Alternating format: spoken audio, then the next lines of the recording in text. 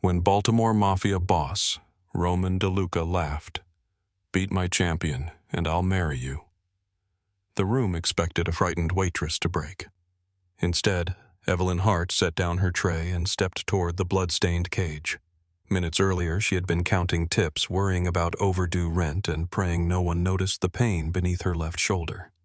She knew what it meant to feel invisible, to swallow humiliation because survival was more important than pride. But some people stay quiet because they are weak. Others stay quiet because they know exactly what they are capable of. This is not simply a story about a waitress defeating a fighter. It is about how one cruel joke became a marriage, a war, and the beginning of an empire changing hands. Watch closely. Every scar, promise, and betrayal will matter. Like the video and tell us in the comments where you are watching from. The laughter that followed Roman DeLuca's wager had not begun inside the Iron Chapel. It had begun 6 hours earlier beneath a broken streetlight in a parking lot near Baltimore Harbor, while Evelyn Hart sat behind the wheel of a car that sounded one cold morning away from dying. Rain tapped against the windshield in soft, impatient fingers. Beyond the glass, the abandoned shipyard rose from the darkness. All rusted beams, black windows, and towering cranes suspended over the harbor like giant birds waiting to feed. Evelyn stared at the red warning light glowing on her dashboard. The engine trembled beneath her.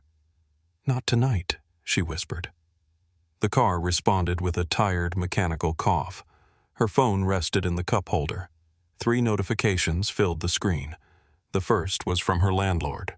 Rent overdue. Final notice. The second was from a medical clinic on Eastern Avenue. Payment required to prevent collection action. The third was from the gas company. Service interruption scheduled Monday. Evelyn opened her wallet and counted the bills inside. $20. 10. 5. 3 singles folded behind an expired grocery coupon. $38. She counted it again as if the number might change out of pity. It did not. A sharp ache tightened beneath her left shoulder blade. Evelyn closed her eyes and pressed 2 fingers into the place where scar tissue crossed her back. Cold weather always made it worse. The muscles along her ribs pulled tight, turning every deep breath into a private negotiation. She had learned to breathe shallowly. She had learned to sleep on her right side. She had learned to smile when doctors asked whether the pain was manageable. Manageable was a word people used when they wanted suffering to sound organized. Evelyn reached toward the glove compartment and opened it.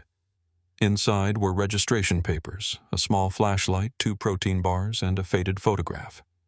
She took the picture out carefully. 2 women stood in front of a military transport aircraft beneath a white desert sun. Both wore gray tactical clothing. Both were younger than Evelyn felt now. The woman on the left was Evelyn. The woman beside her had one arm draped around Evelyn's shoulders and a smile that seemed too alive for the silence inside the car. Someone had burned the second woman's face away with a lighter. Evelyn's thumb rested against the blackened paper. For a moment, the rain on the windshield became gunfire against metal. A hallway flashed behind her eyes. Concrete walls. Emergency lights pulsing red. The smell of smoke and burned wiring. A woman shouting her name from somewhere behind a locked door. Then a man's calm voice through a radio. "Confirm the package is dead." Evelyn shoved the photograph back into the glove compartment and slammed it shut. The past disappeared behind cheap plastic.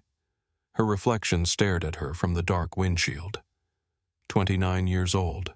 Dark hair pulled into a severe knot. Pale brown eyes made older by too many nights without sleep. A black waitress uniform that had been washed so often the fabric had begun to shine at the elbows. Nothing about her suggested danger. That was the point. She stepped out of the car and pulled her coat tight against the rain. The Iron Chapel had once been part of the Sparrow Point shipbuilding district back when Baltimore's harbor still shook beneath the weight of honest industry. The upper floor had been restored with polished brass, dark wood, and stained glass taken from a church that no longer existed. The lower floor had been built for different prayers. Men came there to worship money, violence, and fear. Evelyn entered through the employee door at 7 minutes before 8. The service hallway smelled of bleach-wet wool and old cooking oil. Somewhere beyond the concrete wall, a sound system tested a low note that vibrated through the floor. Her manager, Gary Bell, stood near the time clock with a clipboard pressed against his stomach. Gary was 50 soft around the middle and permanently nervous. He had the expression of a man who had spent years apologizing for events he had not caused. "You're cutting it close," he said. "I'm 6 minutes early. You're supposed to be 10. Then schedule me 10 minutes earlier." Gary glanced toward the security camera in the corner. "Keep your voice down." Evelyn clocked in. "Is the camera sensitive?" "You know what I mean." She did. Gary lowered his voice anyway. "Big night. Mr. DeLuca is coming. He owns the place. I assumed he came here occasionally." Gary stared at her. "Please do not say things like that where anyone can hear you. What things? Things that sound like you are not afraid enough." Evelyn removed her coat and hung it beside the other uniforms. Fear is difficult before coffee. Gary followed her toward the service station. "The Russians are here. The Irish crews are here. 2 families came down from Philadelphia. Kane is fighting some kid from the docks. The betting is already higher than last month. Good for Kane." "Evelyn." She stopped. Gary's hands tightened around the clipboard. "I know you keep your head down. That is why I hired you. Keep doing it tonight." The words should have sounded like advice. They sounded like instinct. Evelyn looked past him toward the kitchen doors. "Did something happen?" "Nothing happened." "Then why are you sweating?" Gary wiped his forehead with his sleeve. "It gets warm back here." It was 64 degrees. Evelyn studied him for another second, then pushed through the doors. The iron chapel opened around her in layers. First came the bar, 40 feet of dark mahogany polished until it reflected every chandelier hanging overhead. Behind it stood rows of imported whiskey, gin, bourbon, and champagne arranged like stained glass for wealthy sinners. Beyond the bar were the private tables. Men in tailored suits sat beneath pools of amber light. Some wore watches worth more than Evelyn's apartment building. Some had politicians leaning close enough to whisper into their ears. Some carried themselves with the loose confidence of people who had never been told no without consequences. At the center of the room, 6 feet below the main floor, stood the cage. Black steel, chain-link walls, a canvas darkened in places no amount of bleach could clean. The first time Evelyn saw it, she asked Gary why there were no gloves beside the ring. He had looked at her as if she had asked why sharks did not wear collars. There were no gloves. There were no rounds. There was only a bell at the beginning and silence at the end. Evelyn picked up a silver tray. 19 days earlier, she had walked into the Iron Chapel with a false social security number, a borrowed reference, and enough skill at disappearing to make Gary believe she was simply another woman escaping a bad relationship. He had hired her because she did not ask questions. He had kept her because she remembered every order, never broke a glass, and did not stare when customers arrived with blood on their cuffs. She had rules. Never repeat a name heard at a private table. Never look directly at the security cameras. Never turn toward the sound of a gun unless everyone else did first. Never allow anyone to remember her after she left the room. The last rule mattered most. She moved through the crowd carrying 6 crystal glasses balanced on one hand. To anyone watching, she was a tired waitress trying not to spill expensive liquor. In reality, she counted exits. The main doors near the front, the employee corridor behind the kitchen, the locked stairwell beside the private booths, the loading entrance hidden behind the velvet curtain near the eastern wall. She counted weapons. 2 men near the cage carried shoulder holsters beneath their jackets. The older man beside the fireplace had an ankle weapon. One of the Russians wore a knife horizontally across the back of his belt. She counted cameras. 4 visible, at least 3 hidden. A black dome above the bar. A pinhole lens inside the carved wooden angel beside the balcony. A narrow reflection in the brass frame near the private elevator. She did not look at any of them for more than a fraction of a second. Training turned observation into breathing. The problem was that training did not disappear simply because a person wanted a quieter life. A customer lifted 2 fingers. "Bourbon." Evelyn set a glass before him. "Which one?" The expensive one. That narrows it down to most of the shelf." His friends laughed. The man looked up, surprised. Evelyn kept her expression neutral. He pointed toward a bottle. "That one." She poured. "Leave it." She left the bottle and moved on. At 9:30, the first fight began. At 10:15, the second ended with a dislocated knee.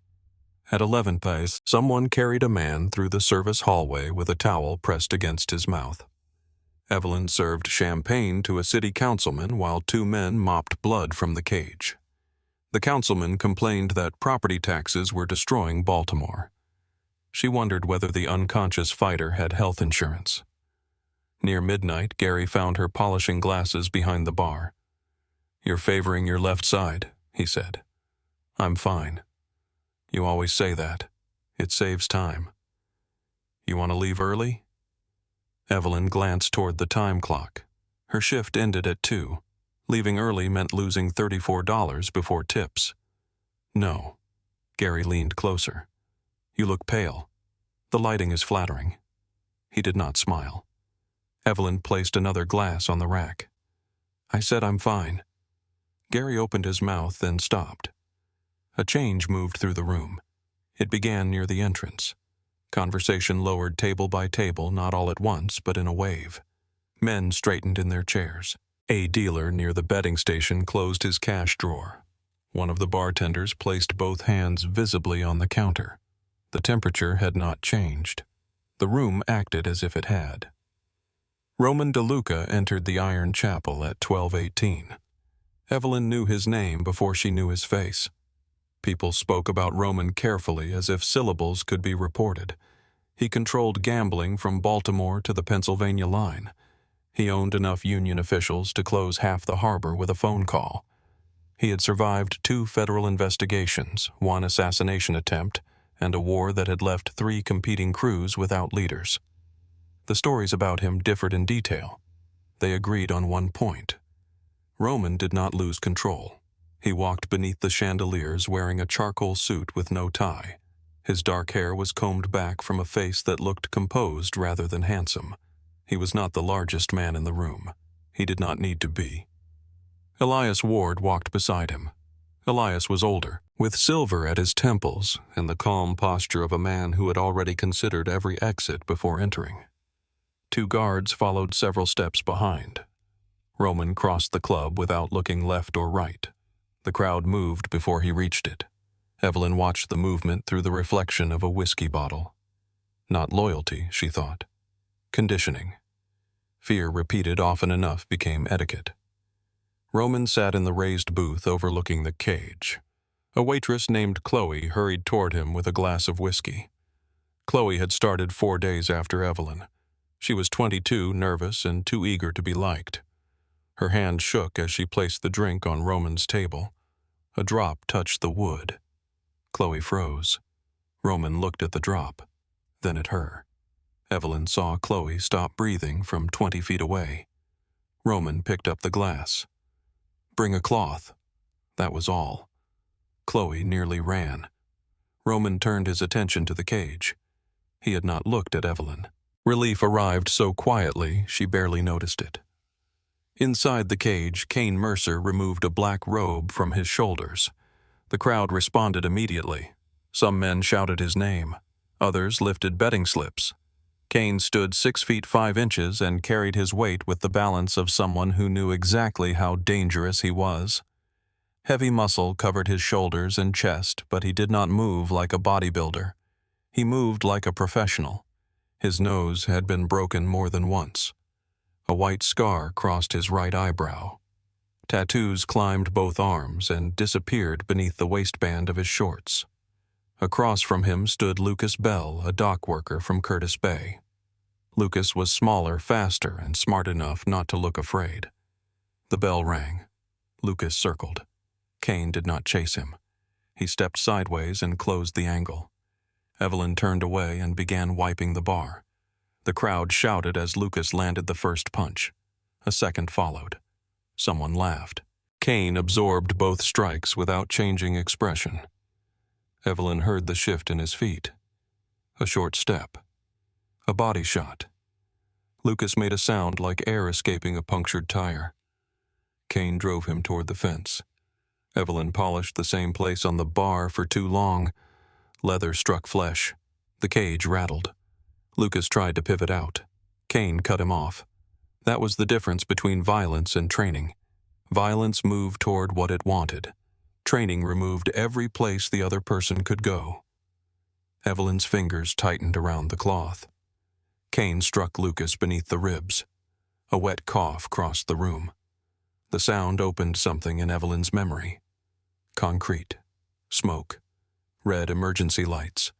Her own hand sliding across a wall because her legs no longer worked. A woman behind a steel door screaming, "Evie, go." Then Adrian Vale's voice through a radio. "Confirm the package is dead." A glass broke in Evelyn's hand.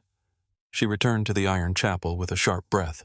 A thin line of blood ran across her palm. The crowd roared as Lucas fell. No one noticed the broken glass. Evelyn wrapped the pieces in the cloth and pressed her bleeding hand beneath the bar.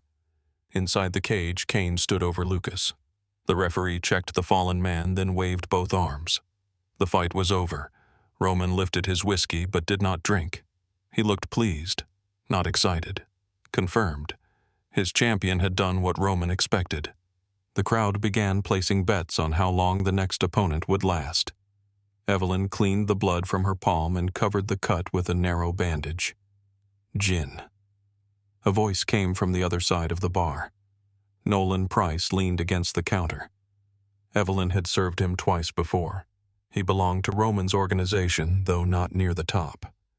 Men like Nolan made sure everyone knew who they worked for because the name mattered more than their own.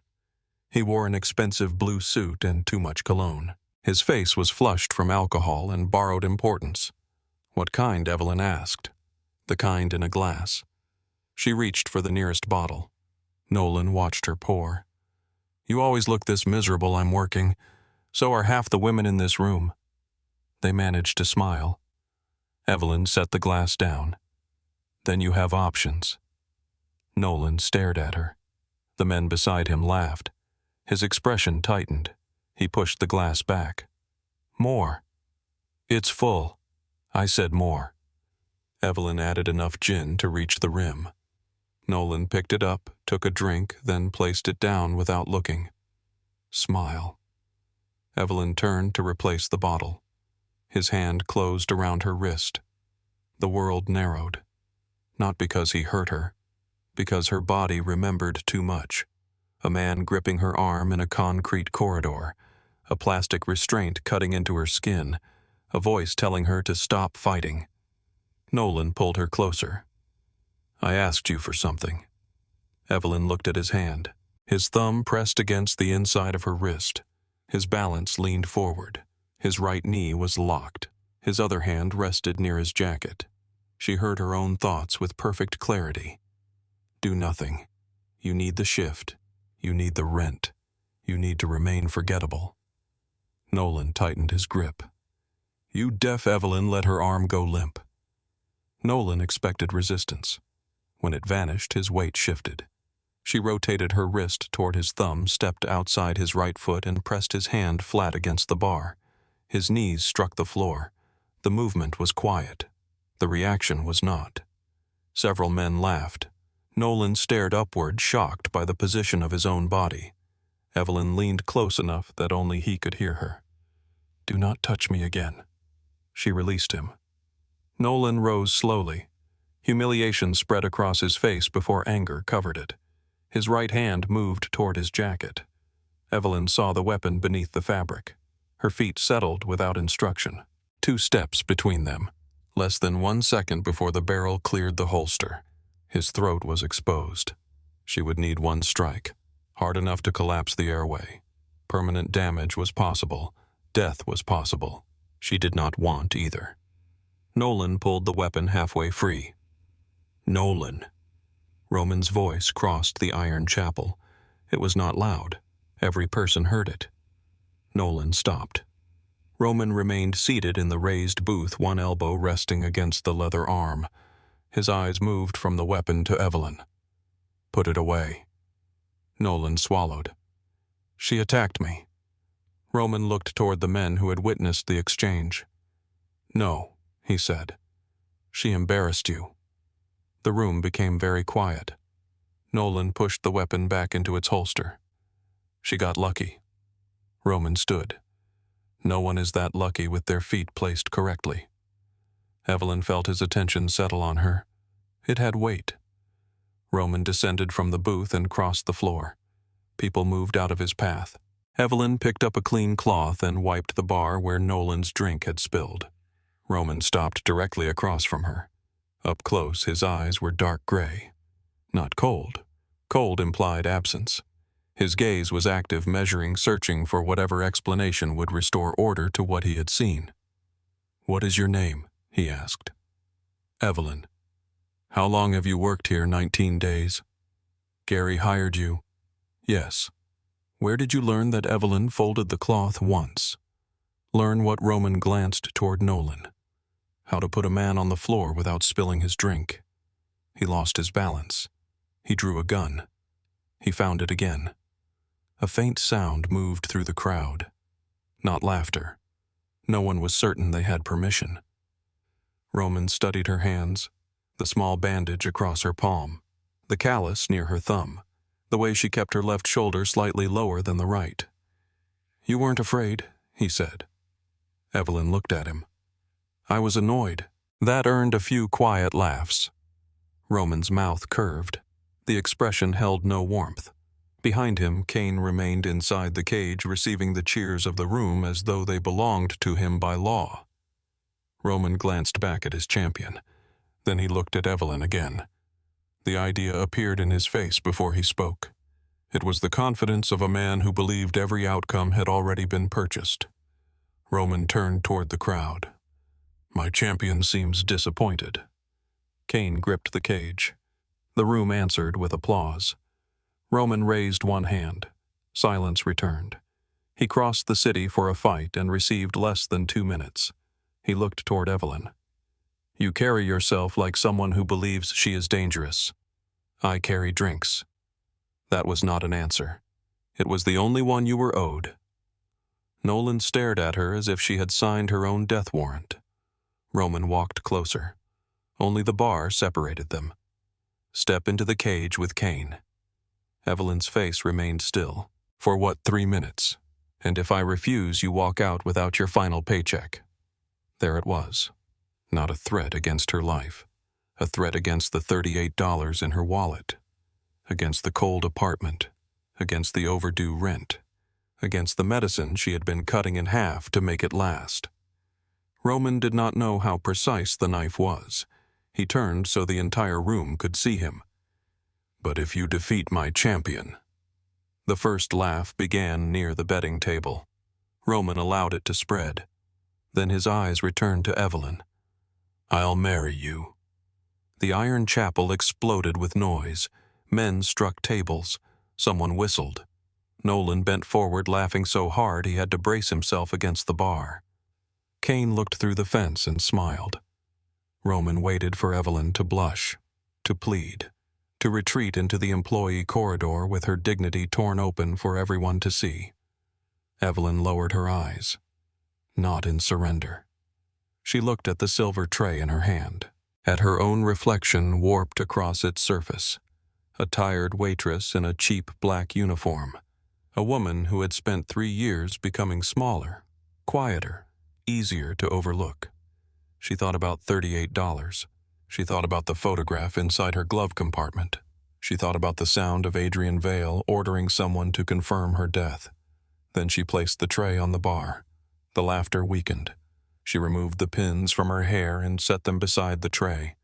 Dark hair fell across her shoulders. Roman's smile faded. Evelyn untied her apron, folded it carefully, and placed it on the polished wood. "What are you doing?" Roman asked. "Keeping the uniform clean." She stepped around the bar. No one laughed now. The crowd opened before her as she walked toward the cage. At the steel door, she removed her shoes and placed them neatly against the wall. Kane watched her enter. "You should leave," he said. "I do not hurt women." Evelyn rolled her left shoulder. Pain moved beneath the scar and disappeared behind her eyes. That makes one of us. The referee locked the cage door. Roman looked at her bare feet as they settled against the stained canvas. Her chin lowered. Her hands relaxed. The exhausted waitress vanished without moving an inch. Roman gave the referee one quiet nod. The bell rang. The bell rang and Kane moved first. He did not charge. That surprised Evelyn. Men built like Kane usually trusted size before thought. They rushed forward expecting the sight of them to finish half the work. Kane did something more dangerous. He watched. His feet shifted across the canvas with the patience of a man who had broken enough opponents to understand that fear always revealed itself eventually. Evelyn gave him nothing. The crowd pressed closer to the cage. Roman stood several feet from the door, his hands resting inside his trouser pockets. His face remained calm, but the amusement had left his eyes. Kane lifted one hand.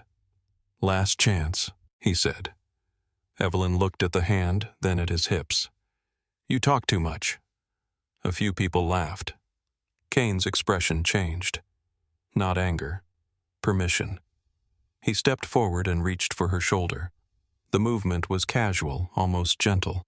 He intended to grip her uniform, lift her from the floor, and carry her toward the cage door, like a child who had wandered into the wrong room. Evelyn allowed his fingers to come within an inch of her collar. Then she disappeared beneath his arm. Her knees bent. Her head passed beneath his shoulder. Her right foot drove into the canvas as her palm struck the center of his chest. The sound was small.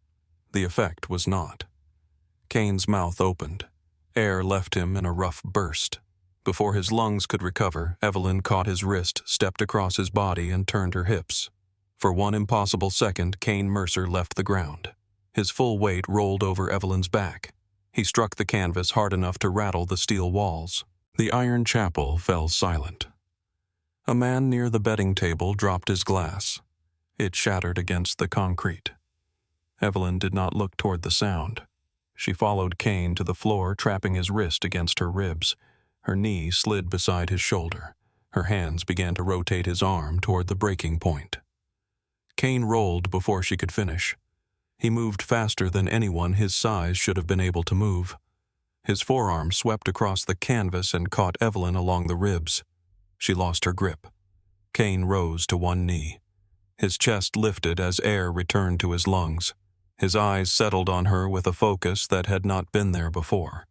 He no longer saw a waitress. The crowd sensed it. The laughter did not return. Kane stood. Evelyn rose with him. A burning ache spread from her ribs into her back. The strike had not landed cleanly, but it had awakened the old damage beneath her shoulder blade. She ignored it. Kane touched the center of his chest where her palm had landed. "That was good," he said. Evelyn moved to her left. "You should have stayed down." Kane smiled. Then he attacked. His first punch passed close enough for Evelyn to feel the air move against her cheek. She slipped outside it and struck twice beneath his ribs. Kane absorbed both blows. His second hand came toward her head.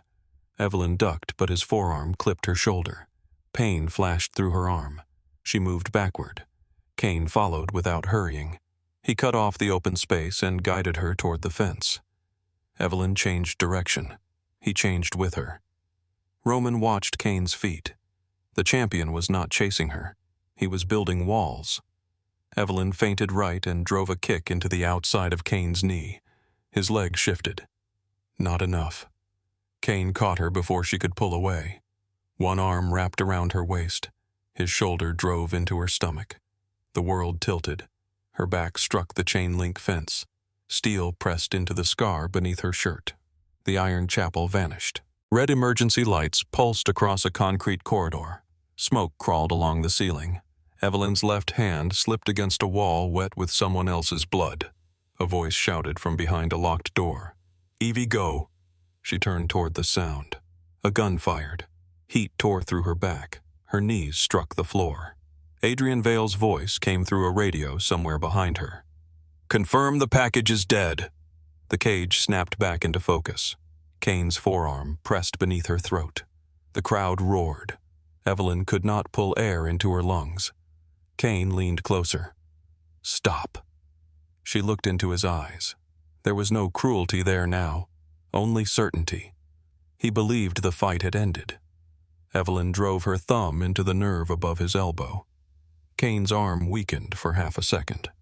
She turned her chin, slipped beneath the pressure, and struck the side of his neck with the edge of her hand. He released her. Evelyn moved away from the fence, but her left leg failed beneath her. She caught herself before falling. Kane saw it. So did Roman. A dark stain had appeared beneath the back of her shirt. The impact against the cage had opened old tissue. Blood spread slowly through the black fabric. Roman took one step toward the door. Elias appeared beside him. "Do not interfere," Elias said quietly. Roman did not look at him. "She is injured." She entered willingly. Roman's jaw tightened. Inside the cage, Kane advanced. Evelyn forced her legs straight. Pain ran from her shoulder to her hip with every breath. Kane threw a short punch toward her body. She blocked it, but the force pushed her backward. Another strike followed, then another. Evelyn moved around the worst of them, taking the impact across her arms and shoulders. Each blow made the cage seem smaller. Kane was testing her damaged side. He had noticed it quickly. Professional, she thought. That made him harder to hate. He stepped inside her reach and caught the back of her neck. Evelyn struck his jaw. His head turned. She struck him again. Kane tightened his grip and lifted her from the canvas. Her feet left the ground. The crowd surged toward the cage. Kane threw her. Evelyn hit the floor and rolled, but the movement sent a blade of pain through her back. She stopped near the fence. For several seconds she could hear nothing except the rush of blood inside her ears. Kane stood over her. "Enough." Evelyn pressed one hand against the canvas. Her fingers trembled. She looked toward the cage door. Her shoes waited outside. Beyond them stood Roman DeLuca. He had started this because he believed her humiliation would entertain the room. Nolan stood behind him, smiling again. Evelyn looked at that smile. Something inside her settled. She rose. The crowd quieted. Kane exhaled through his nose. "You are hurt. So are you." He glanced at the red mark spreading across his chest. "That will fade." Evelyn rolled her shoulder. "Not everything does." Kane stepped forward. This time, Evelyn did not retreat. He reached for her throat. She allowed his hand to close. The crowd shouted. Roman's fingers curled inside his pockets. Kane pulled her toward him. Evelyn trapped his wrist with both hands and placed one foot against his hip.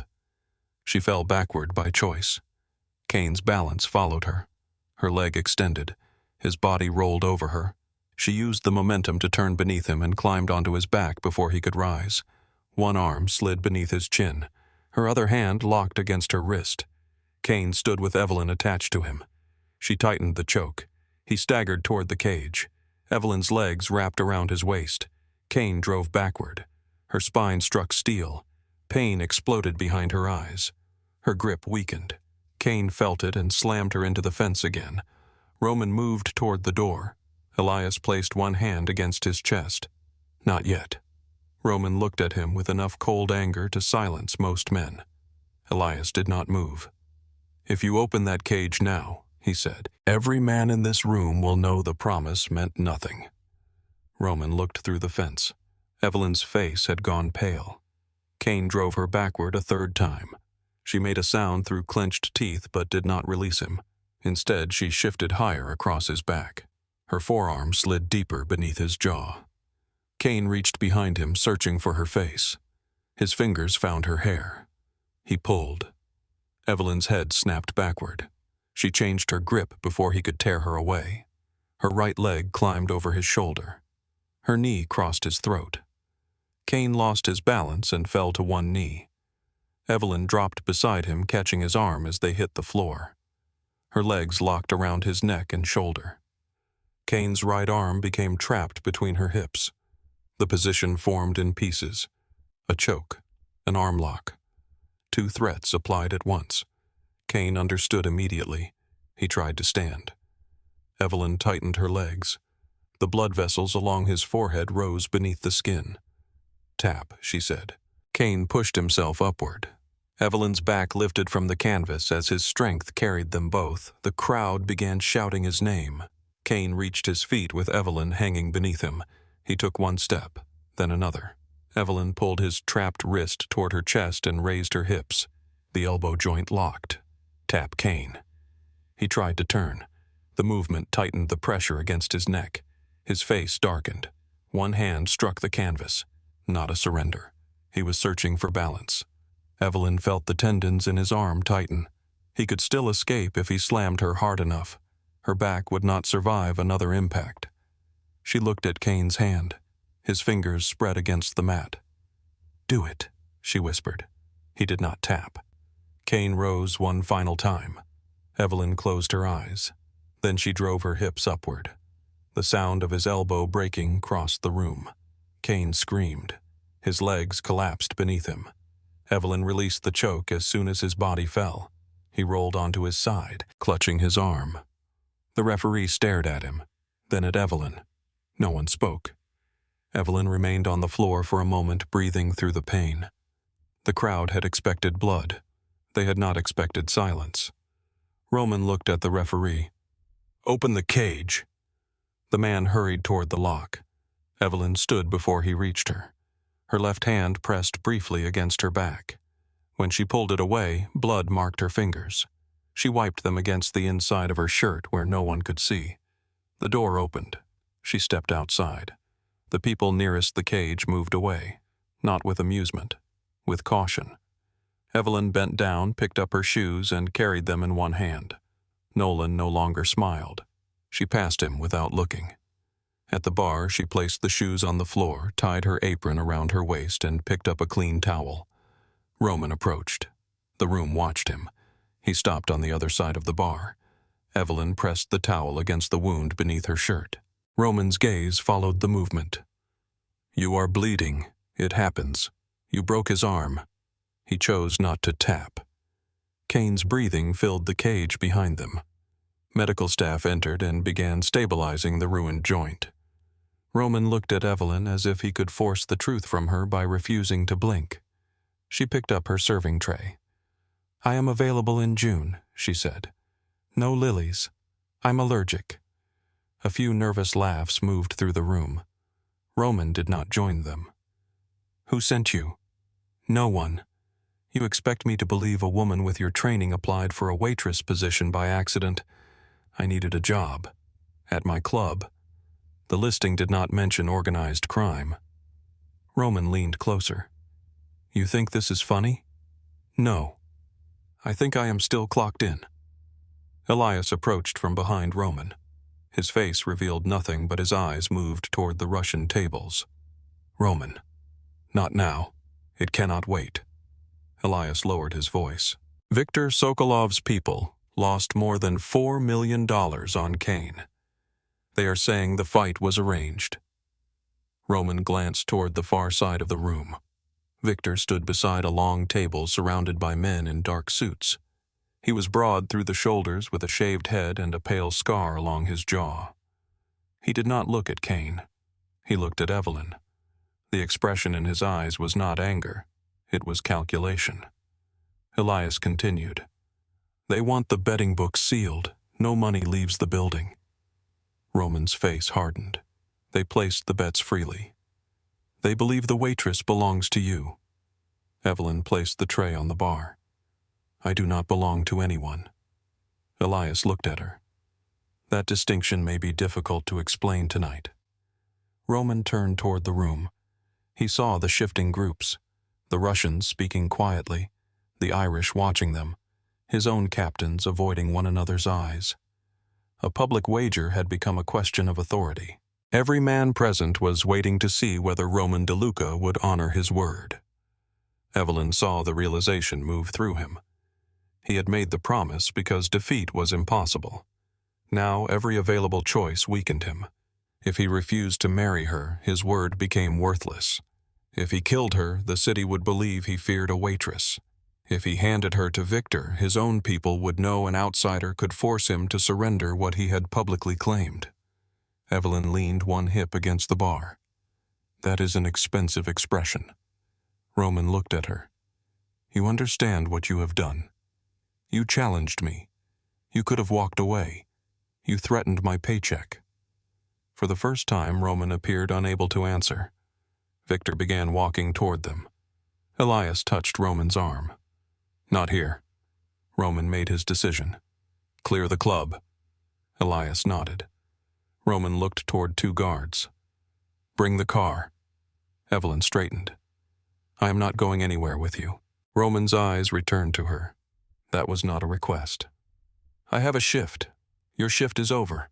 Gary decides that. Roman glanced toward the service hallway. Gary stood half hidden behind the door, looking as though he wanted the floor to swallow him. Roman turned back. Gary has decided.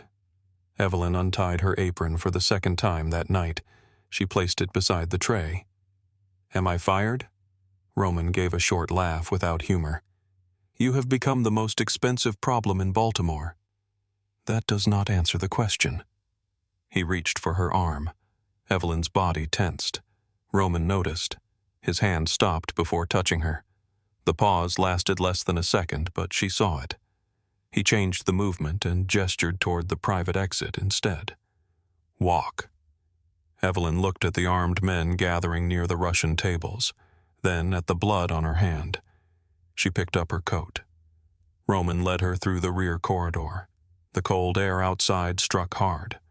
Rain had become sleet, whitening the edges of the alley. Black vehicles waited beneath security lights, their engines sending clouds of exhaust into the dark. Elias opened the rear door of the first car. Evelyn climbed inside. Roman followed. The door closed. Silence sealed around them. The cabin smelled of leather gun oil and Roman's cedar cologne. Evelyn sat near the window. She pressed her coat against her back. Roman watched her. You need a doctor. No hospitals. That was not a suggestion. Then you will be disappointed twice tonight. The vehicle moved into the rain. Roman removed a folded handkerchief from his pocket and held it toward her. Evelyn looked at the white cloth. Is that supposed to help? It is cleaner than your coat. She took it. Their fingers did not touch. Roman sat back. Start talking. About what your name? You already asked. Your real name. Evelyn turned toward the window. Streetlights passed across her face. Roman's voice became quieter. I do not believe in miracles. I do not believe in accidents. And I do not believe a woman learns to fight like that while carrying cocktails. Evelyn said nothing. Roman leaned forward. If Victor believes I arranged that fight, men die.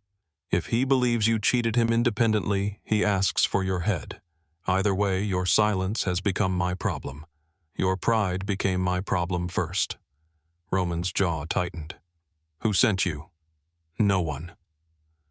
Police, number federal agent. If I were federal, you would already be wearing restraints. His eyes darkened. A hired killer. If I had been sent to kill you, Elias would be calling a doctor instead of following us. Roman stared at her. She met his gaze. The vehicle turned onto a quieter road. Baltimore's lights faded behind them. Evelyn felt the last of the adrenaline leaving her body. Exhaustion settled into the empty space it left behind. She rested her head against the glass. I used to work for an organization called Black Meridian. Roman did not move. What kind of organization? The kind governments hire when they need something done without remembering who did it. Military. Sometimes. Intelligence, when it was profitable. What did you do? Evelyn looked at the dark road. I extracted people, traced money, found weaknesses in systems that were not supposed to have any. And then I found a list. Roman waited. Civilian witnesses, she said. Families, drivers, translators. People who had seen pieces of an operation and did not understand what they had seen. You tried to protect them. I tried to move them before Meridian removed them. What happened? Evelyn pressed the handkerchief harder against her back. My director found out. Name, Adrian Vale. Roman watched the pain enter her face and disappear. He ordered your death. Yes, but you survived. Barely. You changed your name. I changed everything. Roman looked toward the blood spreading through the white cloth, and worked in my club. It was supposed to be quiet. He almost smiled. You shattered the arm of my champion in front of 300 criminals. I told you. You made it difficult. The vehicle passed through iron gates. A stone estate appeared beyond a line of winter trees. Roman's home rose against the night, all dark windows, columns, and guarded entrances. Evelyn looked at it without wonder. Fortresses did not impress her. She had escaped too many. Roman's phone vibrated. He answered. Elias's voice came through the speaker. Victor has sent formal terms. Roman looked at Evelyn. What terms? He wants $4 million control of 2 harbor contracts, and Evelyn Hart delivered to him before noon. The name settled inside the car. Evelyn's eyes narrowed. Roman noticed. You gave Gary the name Evelyn Hart. It is one of my names. Elias continued. If we refuse, Victor says the agreement between the Russian crews and the DeLuca family ends immediately. Roman ended the call. The car stopped before the estate. For several seconds, neither of them moved. Roman studied the woman sitting beside him. 6 hours earlier, she had possessed $38 in overdue rent notice and a name designed to disappear. Now the Russian syndicate wanted her blood. Black Meridian might learn she was alive, and Roman's entire organization was waiting to see whether he would keep a promise made as a joke. You wanted to remain invisible, he said. Evelyn looked toward the guarded house. Yes. Roman opened the door. Cold air entered the cabin. By morning, Evelyn Hart, every dangerous man in this city will know your name. For the moment only. Roman DeLuca stood beside her in the freezing rain, holding open the door to a house built to survive enemies. Evelyn stepped from the car. The DeLuca estate rose beyond the circular drive, a massive structure of gray stone and black glass surrounded by winter trees. Warm light glowed behind tall windows. Security cameras tracked the vehicle as it stopped beneath the covered entrance. 2 armed guards waited near the front doors. Neither stared at the blood on Evelyn's shirt. They had been trained better than that. Roman walked beside her without touching her. The restraint surprised her more than force would have. Inside, polished marble stretched beneath a vaulted ceiling. A chandelier burned above a staircase wide enough for 6 people to climb side by side. The house smelled of cedar old stone and the faint smoke of a fireplace somewhere deeper inside. Evelyn's wet shoes left dark marks across the pale floor. A woman in a dark uniform approached. Mr. DeLuca.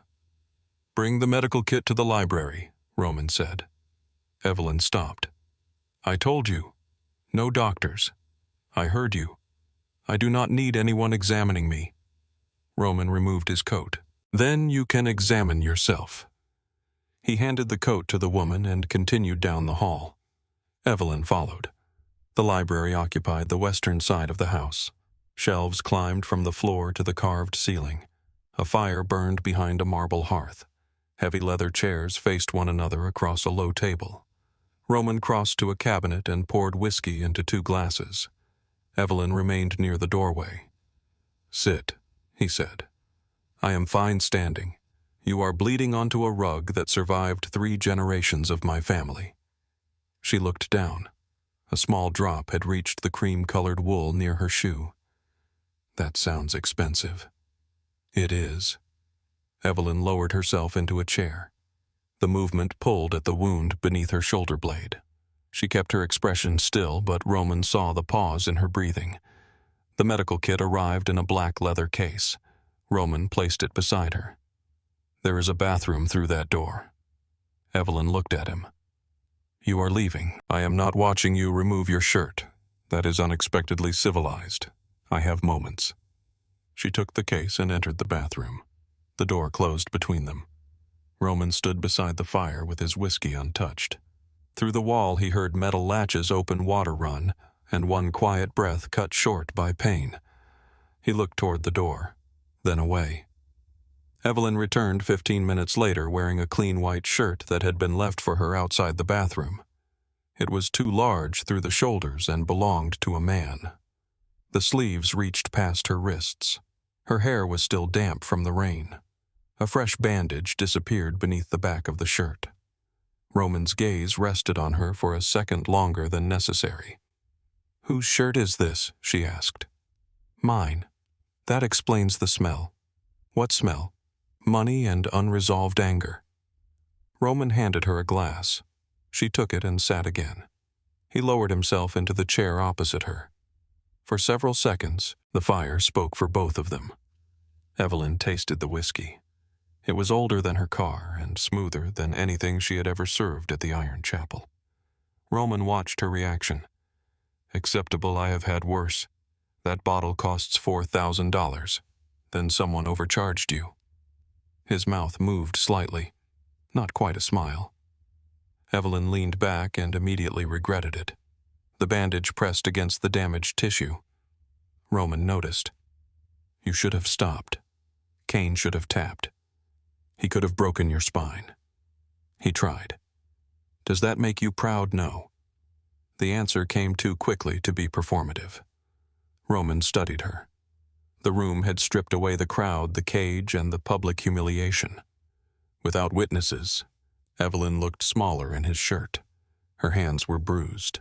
A cut crossed her palm beneath a narrow strip of gauze. She looked exhausted. She did not look weak. Roman placed his glass on the table. "Victor wants you by noon. I is going to be disappointed. He lost $4 million. That sounds like a gambling problem. He believes Kane's defeat damaged his standing with the men above him. Then his problem is larger than $4 million. Roman leaned forward. "My problem is that I made a promise in front of every major criminal organization in this city." Evelyn looked into her glass. "Yes, I remember the laughter. If I withdraw the promise, I look dishonest. You would be dishonest. If I hand you to Victor, I look controlled. You would be controlled. If I kill you, I look afraid. You would also be a liar." Roman's eyes narrowed. "You have an answer for everything." "No. I simply recognize when a man has built his own cage." The words settled between them. Roman rose and walked toward the fire. His shadow stretched across the carpet. "In my world, reputation is not decoration. It is structure. Men obey because they believe disobedience ends badly. Partners honor agreements because they believe I will honor mine. The moment either belief disappears, the organization begins to rot." Evelyn watched the flames touch the edges of the logs. "You are telling me you cannot afford to break your word. I am telling you that my word may be the only reason you are alive tomorrow." She lifted her gaze. "That sounds almost romantic." Roman turned. "It is not." "Good." He returned to his chair. "There is one solution that protects my position and removes Victor's claim." Evelyn already knew what he was going to say. Hearing it still felt unreal.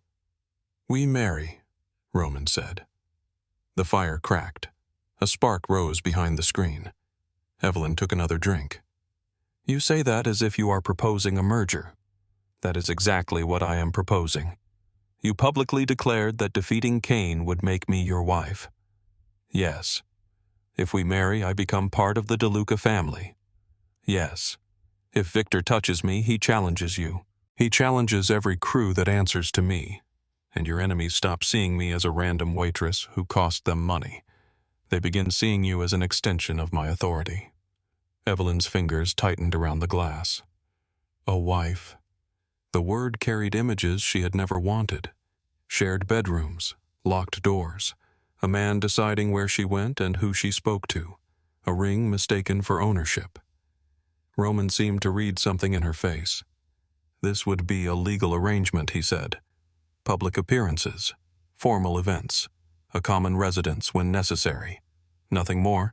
You expect me to trust that no. The honesty made her look at him. Roman continued.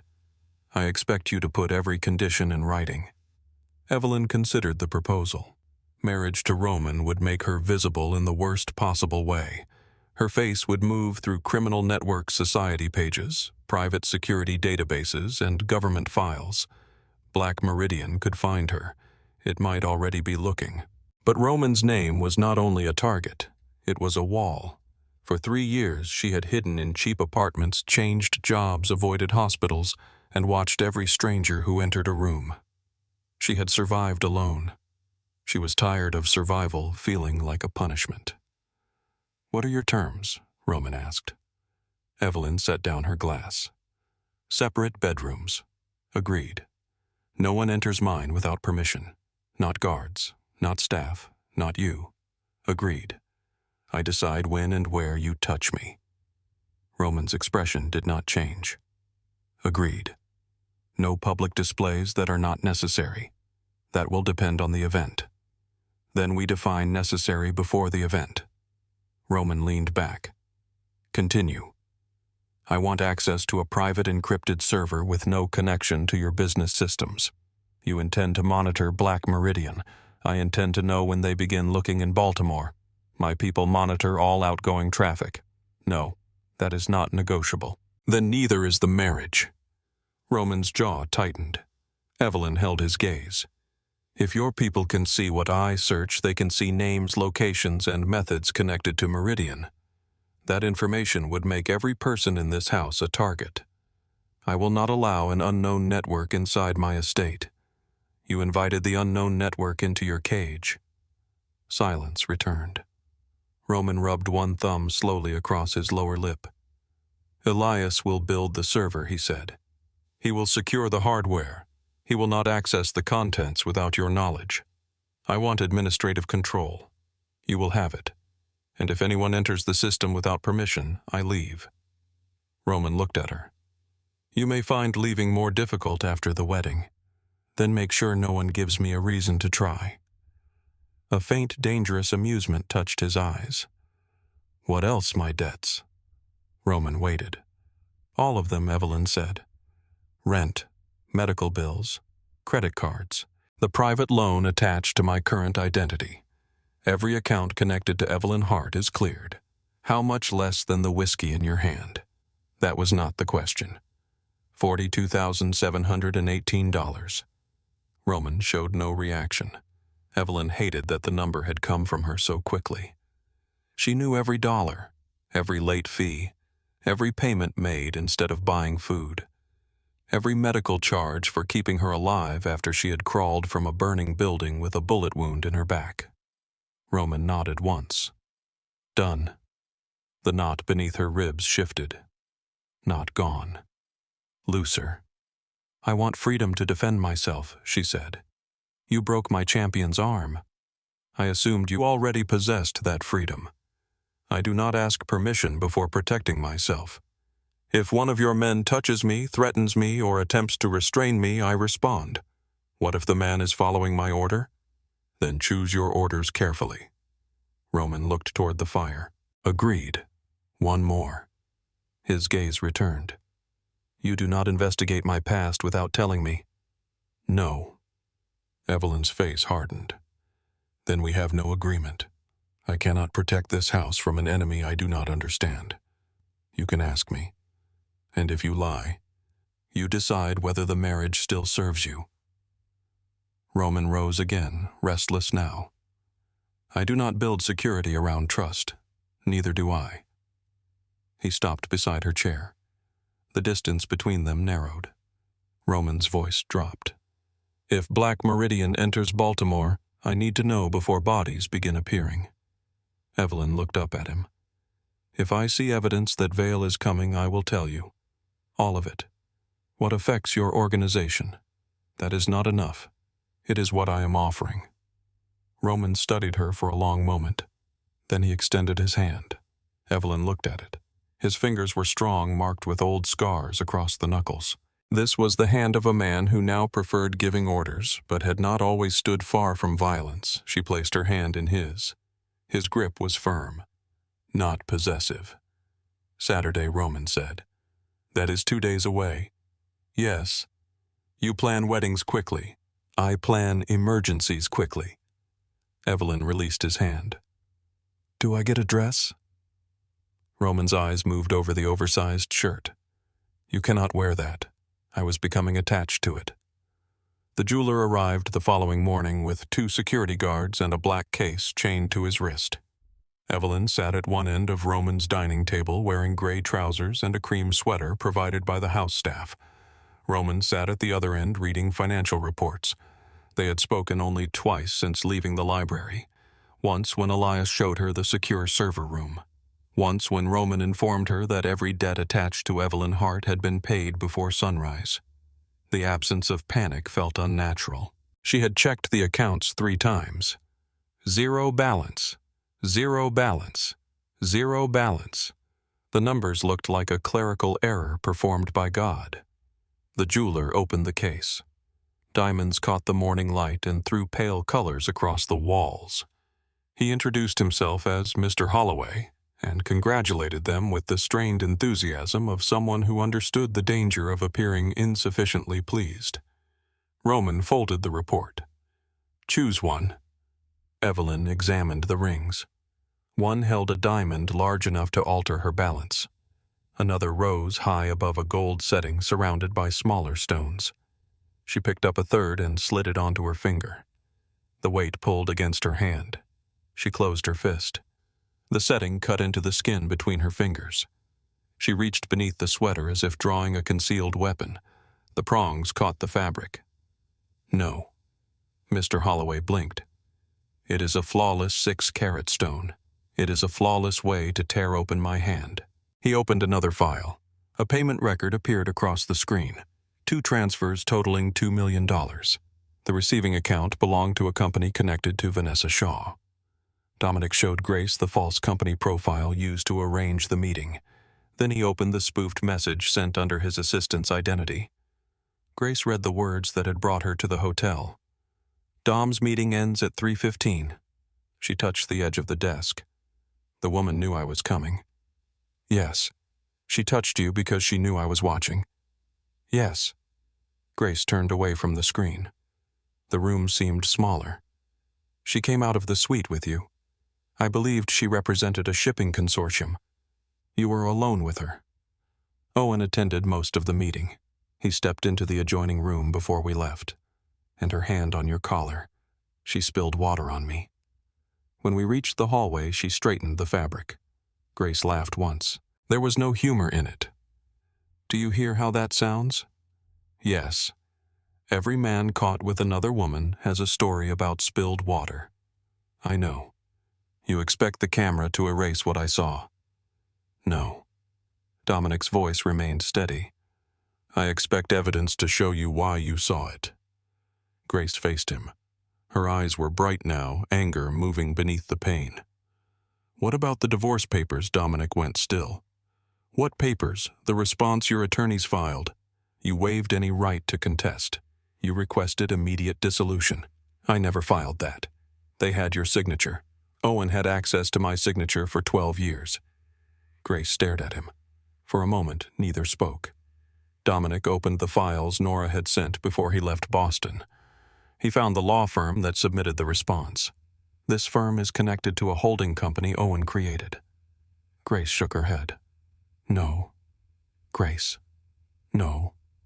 She stepped back. You do not get to walk into this room after 8 months and rearrange every fact I survived. Dominic did not follow. I know. I built a life around what happened. I know. I learned how to sleep without hearing your key in the door. I went to every appointment alone. I chose a name alone. I bought a crib alone. Her voice cracked on the final word. Dominic looked toward the half-open door beside the bathroom. A small nursery lay beyond it. The second-hand crib stood beneath the window. One corner was slightly uneven. A folded blanket rested across the mattress. Dominic's throat tightened. Grace pressed her fingers against her eyes. You cannot give me evidence and expect 8 months to disappear. I do not. Then what do you expect that you believe one thing? What I did not betray you? Grace lowered her hand. Dominic continued. I failed you in ways I did not understand until you were gone. Roman wore a black suit. Evelyn wore charcoal gray with her hair pinned at the nape of her neck. They stood 1 foot apart. Judge Mercer opened a leather book with unsteady hands. He moved through the legal words quickly. When he asked Roman whether he accepted Evelyn as his lawful wife, Roman answered without hesitation, "I do." The words sounded less like devotion than a door locking. The judge turned to Evelyn. She thought about the apartment she would never return to. The $38 that no longer represented the distance between warmth and cold. The server running beneath Roman's estate. The unknown eyes searching for her across the world. "I do." Roman took her hand. His thumb touched her knuckles before he slid the platinum band into place. Evelyn placed a plain ring on his finger. The judge pronounced them husband and wife. No one asked them to kiss. Outside, the rain struck the courthouse steps in silver sheets. Inside the armored car, Roman placed a black phone on the seat between them. "Your server is active," he said. "Administrative access is yours." Evelyn picked up the device. "And the debt's gone." She looked at him. Roman stared through the rain-covered window, expecting nothing. "Thank you," she said. His eyes shifted toward her. "Do not thank me yet. Why on Monday, 300 people will enter one room to decide whether this marriage made me stronger or weak enough to challenge." Evelyn closed her hand around the phone. "Then give me the guest list." For the rest of the day, the library became a command center. Elias brought photographs, financial records, seating plans, and security reports. Roman identified loyalties. Evelyn identified contradictions. A harbor company had reported the same repair expense 6 times. Union payments disappeared through a South Harbor account. Cargo insurance claims did not match the ships listed in port records. Money was leaving Roman's organization in careful amounts. Not enough to trigger panic. Enough to finance betrayal. Evelyn circled the name attached to the South Harbor operation, Marcus Vane. Roman stood behind her. "He has been with my family for 16 years. Then he has had 16 years to learn where you stopped looking." Roman placed both hands on the table. "You think he is stealing? I think someone is." Elias watched them from the other side of the room. For the first time, Roman was not giving orders. He was listening. Near midnight, Evelyn returned to the secure server alone. The room was cold and windowless. Blue lights moved across black equipment racks. She entered 3 old search terms connected to Black Meridian. Nothing. Then a silent alert appeared in the corner of the screen. A dormant facial recognition protocol had activated 12 hours earlier. Someone had searched one of her former identities. Evelyn stared at the timestamp. The search began less than an hour after the fight at the Iron Chapel. Her fingers hovered over the keyboard. She closed the alert. When she turned, Roman stood in the doorway. "The guest list is complete," he said. Evelyn locked the screen. "Good." His eyes moved from her face to the dark monitor. "You found something?" "No." Roman held her gaze. For several seconds, neither moved. Then he stepped aside. "Clara is waiting with the finished dress." Evelyn walked past him. In the fitting room, the black silk settled over her body like a second skin. The collar rose to her throat. The back concealed every scar. The sleeves allowed her arms to move without resistance. She looked at herself in the mirror. The waitress was gone. Roman appeared behind her reflection wearing a dark dinner jacket. "The room on Monday will be full of people hoping one of us fails," he said. Evelyn adjusted the platinum band on her finger. "Then we should not disappoint them." Roman held her gaze through the mirror. For a moment, neither of them moved. The black silk dress fit Evelyn with severe precision. The high collar framed her throat. The long sleeves covered the bruises left by Cain. The fabric followed her body without restricting it, and the hidden pockets Clara had sewn into the lining rested exactly where Evelyn had requested.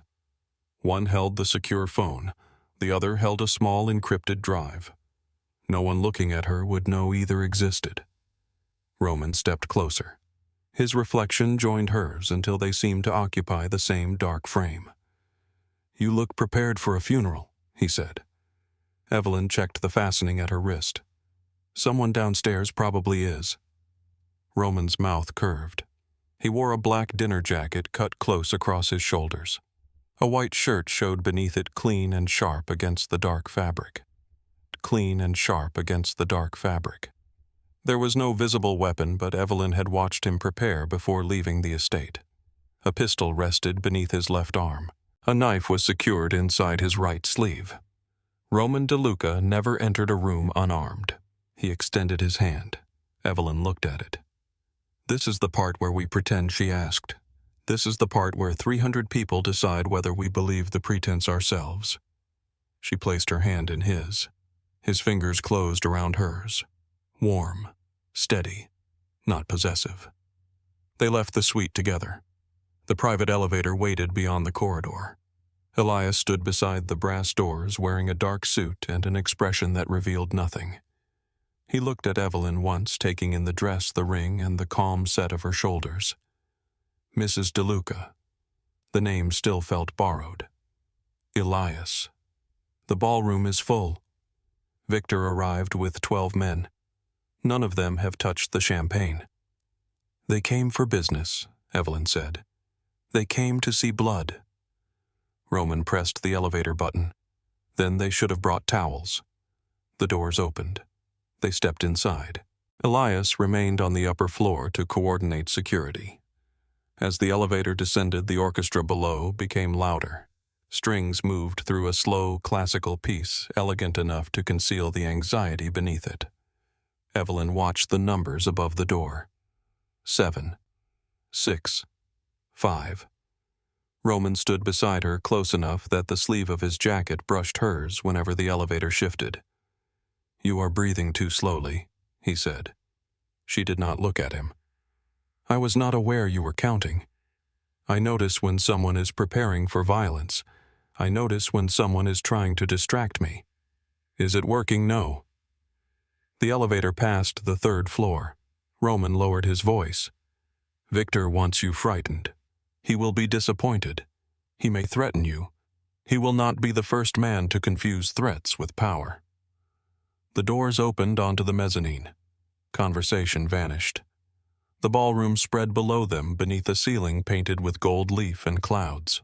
Crystal chandeliers threw light across marble columns, white linen tables, and hundreds of faces turned toward the staircase. The orchestra continued for 3 uncertain notes. Then the conductor lowered his hands. Silence settled over the room. Evelyn felt the attention physically. People were not simply looking at her. They were searching. They wanted to see the waitress who had entered a cage barefoot. They wanted to see fear hidden beneath expensive fabric. They wanted evidence that Roman DeLuca had weakened himself by keeping his promise. Evelyn gave them nothing. Roman offered his arm. She slipped her hand through it. Her fingers rested lightly against his sleeve. She did not hold on. She did not need support.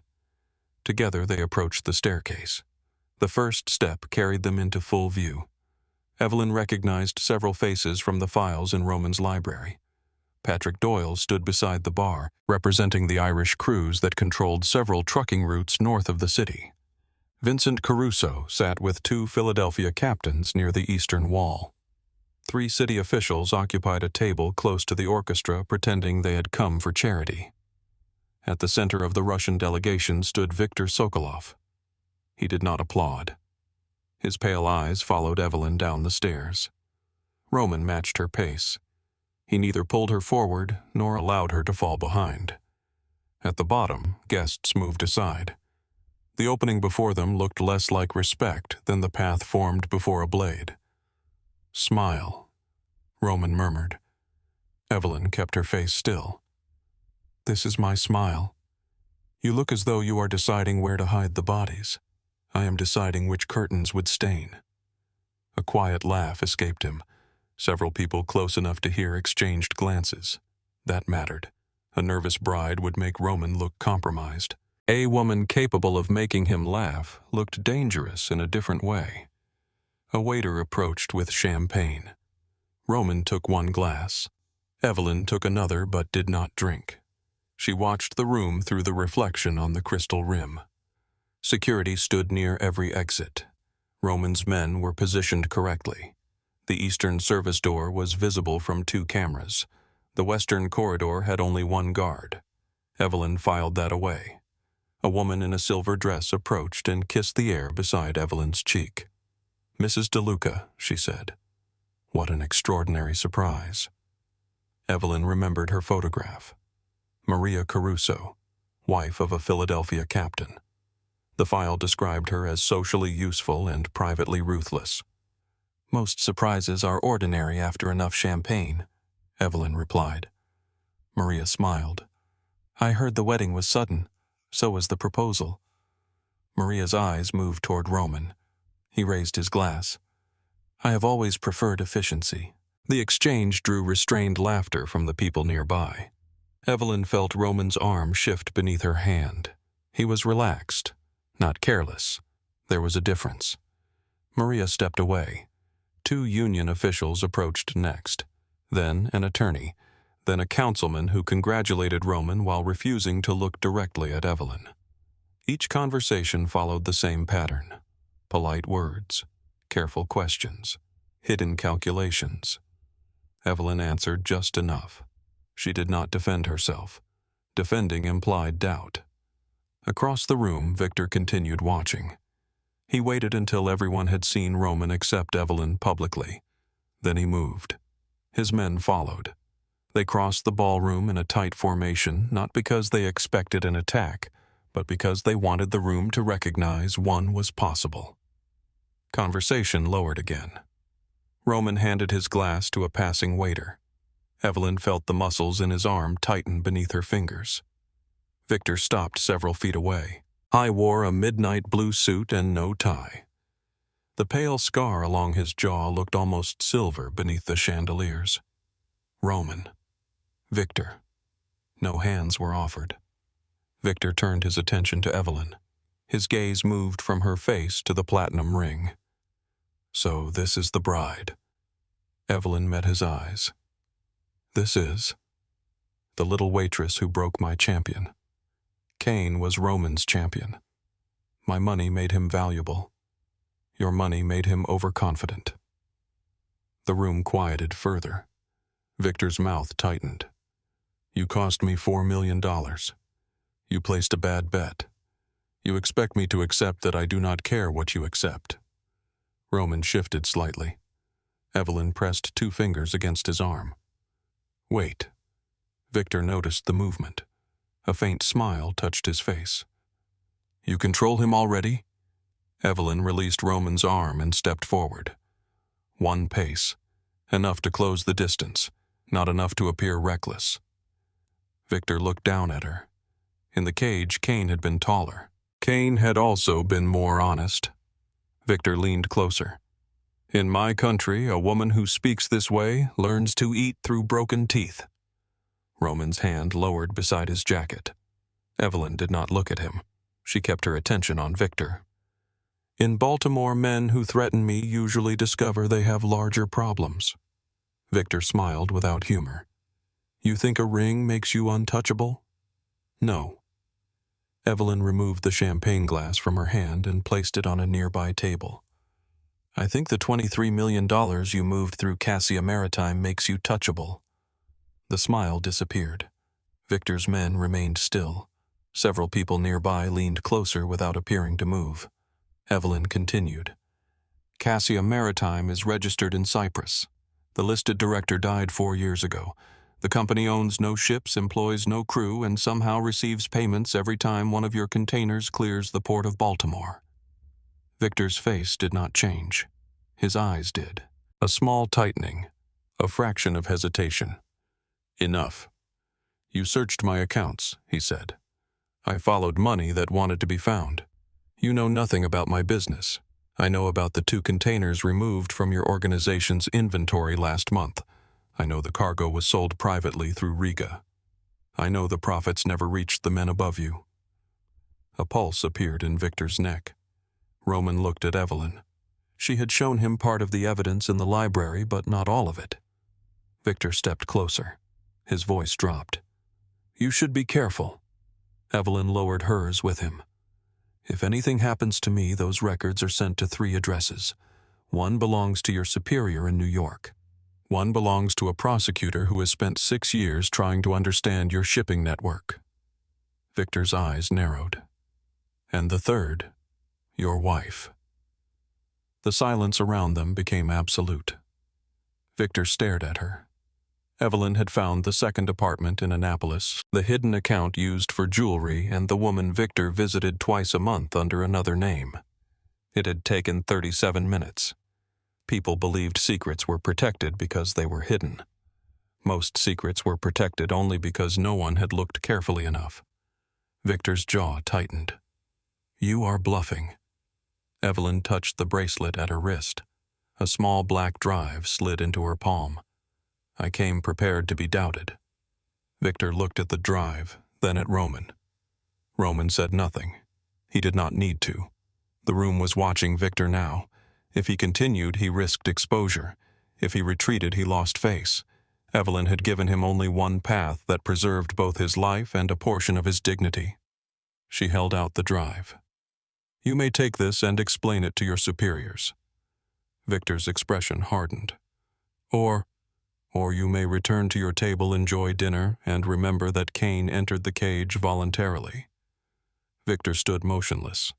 One of his men shifted behind him. Evelyn looked past Victor. The man stopped. Several seconds passed. Victor took one step backward. We understand each other, Mrs. DeLuca. We are beginning to. He nodded once to Roman. Then he turned and walked away. His men followed. Conversation returned in low waves.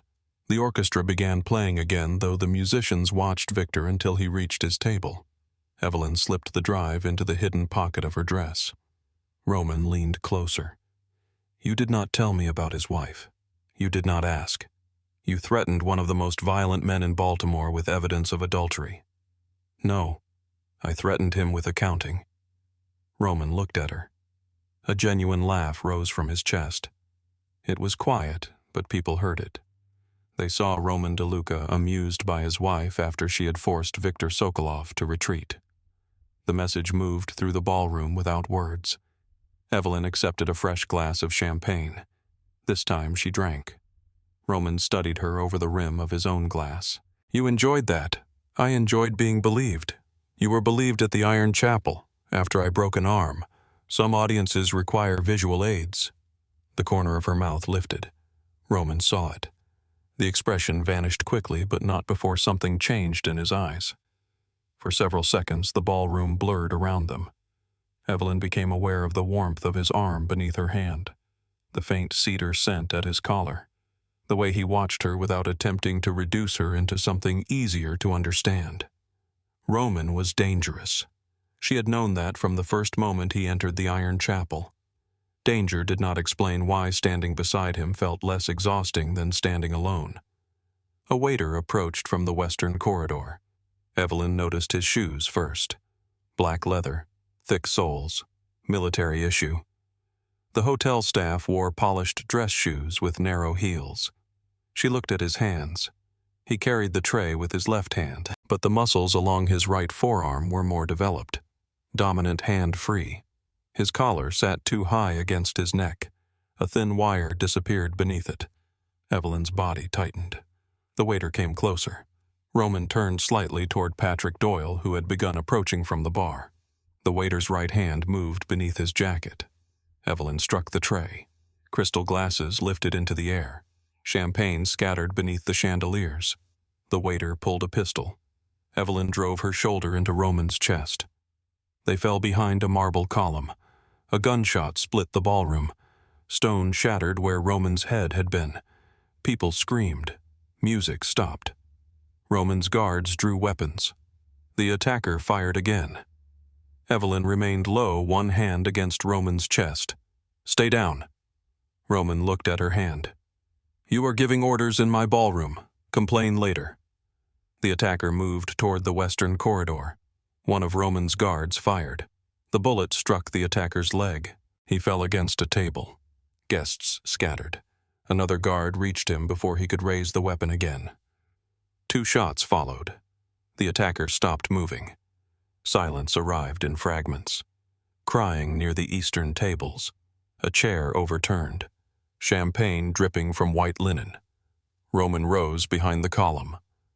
Evelyn caught his sleeve. "Wait." She scanned the exits. No second shooter. No movement near the balcony. Roman stepped into the open. His voice carried through the room. "Lock the doors." Security moved immediately. Guests began protesting. Roman ignored them. Elias entered from the service corridor with a pistol in one hand. He looked at Roman. "You are hit, no?" His eyes moved to Evelyn. She saw him. Elias crossed to the dead attacker. He searched the man's pockets and removed a hotel access card. Not a guest card. A service credential. There was a second card beneath it.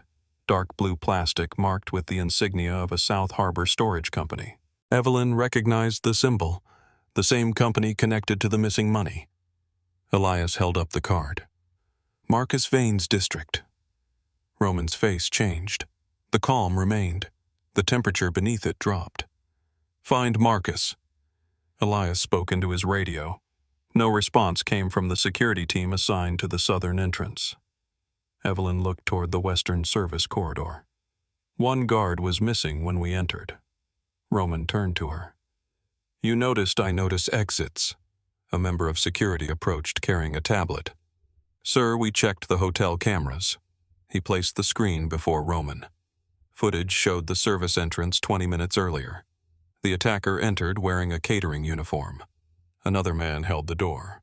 Nolan Price. His face appeared clearly when he looked toward the camera.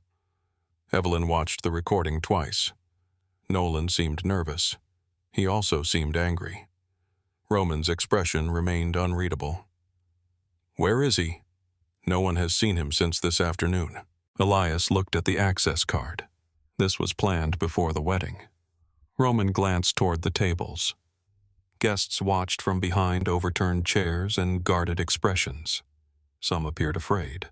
Others were calculating whether Roman had lost control. The attack had failed. The message had not. Someone had placed a gunman inside Roman's security perimeter. Evelyn's phone vibrated against her side. Once. Then again. She removed it from the hidden pocket and shielded the screen with her body. A photograph appeared. It showed her and Roman descending the staircase less than 15 minutes earlier. The angle came from inside the ballroom. Beneath it was a message. "You were always difficult to bury." Evelyn stopped breathing. A second message appeared. "Baltimore belongs to Vale now." The light from the screen reflected across her face. Roman saw it. "What is that?" Evelyn locked the phone. "Nothing." Roman stepped closer. "That expression is not nothing. We are in the middle of an attack, and someone just frightened you more than the man with the gun. I am not frightened. You are lying." Around them, security moved guests away from the doors. Elias issued quiet instructions. Victor watched from across the room, his earlier humiliation temporarily forgotten. Roman lowered his voice. "You found something on the server last night." Evelyn looked at him. He had noticed. Of course he had. "I found a search connected to one of my old names. And you said nothing. I did not know whether it was active." Roman's eyes hardened. "Show me the message." "No. We had an agreement. I told you I would share what affected your organization. A gunman entered my gala. I would say it qualifies." Evelyn looked toward the dead attacker, then back at Roman. Trust had always been the most expensive currency. Once spent, it could not be recovered by force. She unlocked the phone and handed it to him. Roman read the messages. His face became still. "Vale. Yes. He is in Baltimore, I do not know. He has someone inside this room. He had someone close enough to take that photograph." Roman looked across the ballroom. Every face became a possible weapon. Elias approached. Roman handed him the phone. Black Meridian found her. Elias read the messages. His eyes moved toward the doors. "We need to remove her from the hotel." Several captains had gathered close enough to hear. Vincent Caruso spoke first. If an international organization is targeting her, she cannot remain here. Patrick Doyle nodded. This is no longer about Victor's money. Victor stepped forward from his table.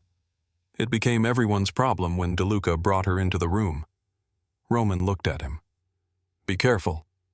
Victor opened his hands. You wanted us to accept her as family. Now she brings assassins and foreign intelligence into Baltimore. Low voices moved through the crowd. Evelyn could see the structure of the argument forming. Roman could protect her and appear controlled by his wife, or remove her and admit the marriage had failed. The same trap as before. Only now the stakes included every person in the ballroom. Vincent looked at Roman. Send her somewhere secure until this is resolved. Evelyn felt Roman's attention shift toward her. She expected calculation, distance, the cold decision of a man protecting his organization. Instead, Roman took the phone from Elias and placed it back in Evelyn's hand. Then he reached for her left hand. His fingers closed around hers. He turned toward the room. Evelyn DeLuca is my wife. No one spoke. An attack against her is an attack against me. Anyone who believes removing her will purchase peace is welcome to test that theory outside these doors. His grip remained steady. He did not look at Evelyn. He looked at every captain, every rival, and every ally waiting for weakness. The next person who suggests handing her to an enemy will be treated as one. The statement crossed the ballroom like a blade. Vincent lowered his eyes. Patrick stepped back. Even Victor remained silent. Evelyn looked at Roman. At the Iron Chapel, his promise had been a joke. At the courthouse, it had been a transaction. Here, with his empire watching, he had chosen to make it real. Elias's radio crackled. A voice shouted through static. South Harbor is under attack. Elias lifted the radio. Repeat. Warehouse 3 is burning. Armed men took the port office. We lost contact with the night crew. Another voice broke through.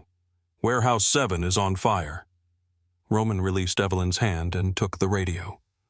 Where is Marcus? No answer came.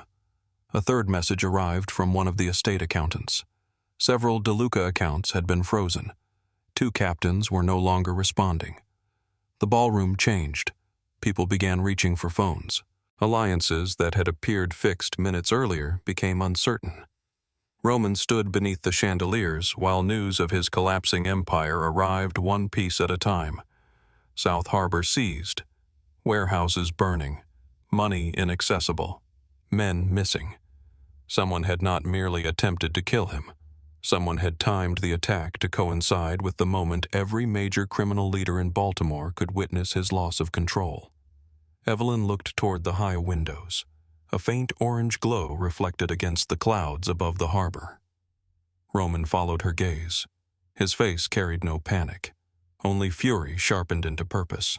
He checked the pistol beneath his jacket. Elias moved beside him. We need to get you out. Roman looked at Evelyn. Your empire is bleeding, she said. Then help me stop it. Evelyn closed her hand around the platinum ring. No. Roman's eyes narrowed. She looked toward the burning sky. I am going to find out who opened the vein. Roman stared at Evelyn. Around them, the ballroom had become a room full of predators pretending not to smell blood. Phones glowed beneath tables. Men whispered into sleeves. Women gathered purses and coats. The orchestra stood frozen beside their instruments while smoke from the harbor darkened the windows. Roman lowered his voice. You think this is the moment for investigation? I think someone wants you angry enough to make a mistake. My warehouses are burning. Exactly. Elias stepped closer. We need to move. Roman looked across the room. Every captain present was watching him, waiting to see whether he would rush toward the harbor or remain trapped beneath the chandeliers while his empire burned. The attack was not only physical, it was theater. Evelyn understood that because Adrian Vale had built entire operations around the same principle. Do not merely destroy the target. Make the target destroy himself while everyone watches. She turned to Elias. Where are the financial records? At the estate. Current port payroll, same place. Security feeds mirrored through the library system. Roman's gaze sharpened. You are not going back to the house while someone inside my organization is helping Vale. The house is where your money is. My men are at the harbor. Your men may not be yours anymore. The words landed harder than a threat. Roman looked toward the eastern tables. 3 of his captains were already gone. No one had seen them leave. Elias noticed the empty seats at the same moment. His face changed. Cars are ready, he said. Roman looked at Evelyn once more. If this goes wrong, you stay behind me. She held his gaze. If this goes wrong, there may not be a behind. They left through the private corridor. Security surrounded them until the hotel disappeared behind armored doors and dark glass. The convoy moved through Baltimore at dangerous speed. Rain streaked across the windows. Sirens echoed somewhere near the harbor. Above the rooftops, orange light pulsed against the low clouds. Evelyn sat across from Roman in the rear cabin. Elias occupied the front seat with a radio pressed to his ear. Roman remained still. That stillness was not calm. It was pressure contained inside bone. He watched the burning skyline. Marcus controls the southern cruise, he said. Evelyn looked at him. You already suspect him. I suspect everyone. Not equally. Roman's jaw tightened. Marcus has been with the family since my father was alive. That makes him trusted. It makes him family. Those are not the same thing. Roman turned toward her. You enjoy saying that. I learned it painfully. The radio came alive. A voice reported that Marcus Vane had not answered repeated calls. Another said the port office had been seized without a fight. A third reported that several guards had abandoned their posts after receiving messages claiming Roman had been killed at the gala. Evelyn looked toward Elias. Who sent the messages? Unknown numbers. Did they include proof a photograph of Roman behind the marble column? Roman's eyes darkened. The image had been taken during the attack, close enough to suggest access, fast enough to shape the response before the truth could catch up. Vale. Evelyn felt his methods in every detail. The convoy passed through the iron gates of the estate. Armed guards filled the circular drive. Inside the library had been transformed. Laptops covered the table. Security footage moved across 3 screens. Paper ledgers, account summaries. Port maps and personnel lists had been spread beneath the chandelier. Roman entered first. The room fell silent. Men who had believed him dead stood straighter. He removed his dinner jacket and placed it over the back of a chair. Report. Elias moved to the screens. Warehouses 3 and 7 are burning. Warehouse 5 has been occupied by Marcus's crews. The port office is locked from inside. 2 Union dispatchers are missing. 4 accounts connected to harbor operations have been frozen. By whom internal authorization? Roman looked toward the accountant standing near the far wall. The man had gone pale. Only 3 people can approve that. Yourself, Elias, and Marcus Vane. Roman turned to Elias. Elias did not flinch. You know where I was. Roman looked toward Evelyn. She was already scanning the ledgers. Names, dates, insurance payments, union withdrawals, fuel expenses. The same repair company appeared across 6 accounts. Stonebridge Marine Services. Evelyn pulled a chair toward the table and sat. Roman watched her. What are you doing? Finding the artery. She spread 3 ledgers beside one another. The numbers had been made to look ordinary. Small losses, routine expenses, maintenance, insurance, equipment replacement. Nothing large enough to trigger immediate attention. Together they formed a different picture. Evelyn traced the transfers. Stonebridge paid a union consultant. The consultant paid a security company. The security company rented vehicles and purchased communications equipment. Every road led back to South Harbor. How long has Marcus controlled these accounts? She asked. 7 years, Elias said. And who audits him? Central Accounting. Who selects the auditors? Roman's expression hardened. Marcus. Evelyn looked at the screen showing the burning warehouses. He did not begin this tonight. Roman stepped beside her. How much enough to buy loyalty? She turned another page. Not enough to seize the city alone. Elias leaned over her shoulder. You think someone else financed him? I know someone else did. Evelyn opened the secure phone and connected to the private server. The alert from Black Meridian remained active. She entered the identifiers tied to the South Harbor companies. The system returned a list of offshore transfers. Several originated from an account in Zurich. The account belonged to a consulting firm with no public employees. Evelyn knew the company. She had created it 8 years earlier for Adrian Vale. A coldness entered her chest. Roman saw the recognition. What is it Vale financed, Marcus? No one spoke. Evelyn turned the screen toward them. This company belongs to Black Meridian. It moves operational money through private trusts. Marcus has received payments for 11 months. Roman looked at the transactions.